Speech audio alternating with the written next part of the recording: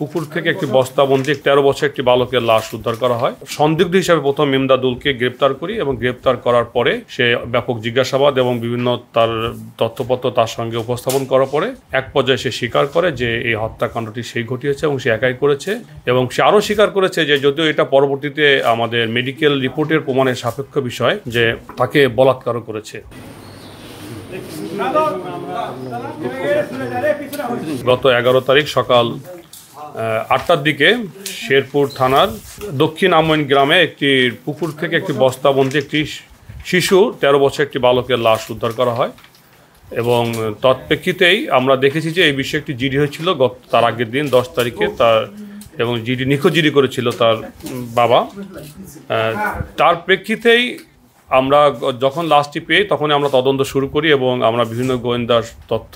এবং ডিবি এবং আমার এডিশনাল এসপি শেরপুর সার্কেল সহ সবাই থানা অফিসার ইনচার্জ সবাই মিলে আমরা আসলে যেহেতু একটা বালকের লাশ এটাকে আমরা গুরুত্ব সহকারে তদন্ত শুরু করি এবং পরে আমরা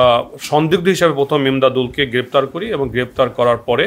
সে ব্যাপক জিজ্ঞাসাবাদ এবং বিভিন্ন তার তথ্যপত্র তার সঙ্গে উপস্থাপন করার পরে এক পর্যায়ে সে স্বীকার করে যে এই হত্যাকাণ্ডটি সেই ঘটিয়েছে এবং সে একাই করেছে এবং সে আরও স্বীকার করেছে যে যদিও এটা পরবর্তীতে আমাদের মেডিকেল রিপোর্টের প্রমাণের সাপেক্ষ বিষয় যে তাকে বলাৎকারও করেছে। প্রথম হলো বিষয়টা ছিল তার প্রাথমিক যে আমাদেরকে যারা জানিয়েছে যে 10 তারিখে সকাল 7:30টার দিকে এই তামিম ওই মাছের যে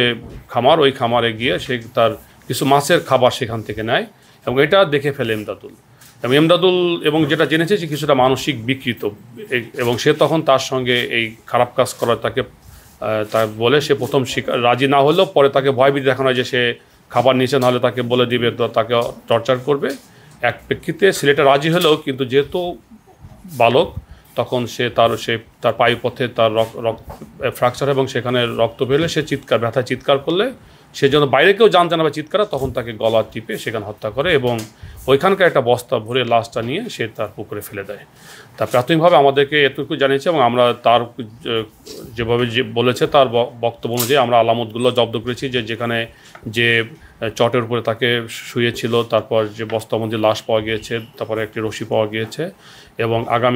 আমরা আজকেই তাকে আদালতে সোপর্দ করব। আমরা আশা করছি যে বিজ্ঞ আদালতে সে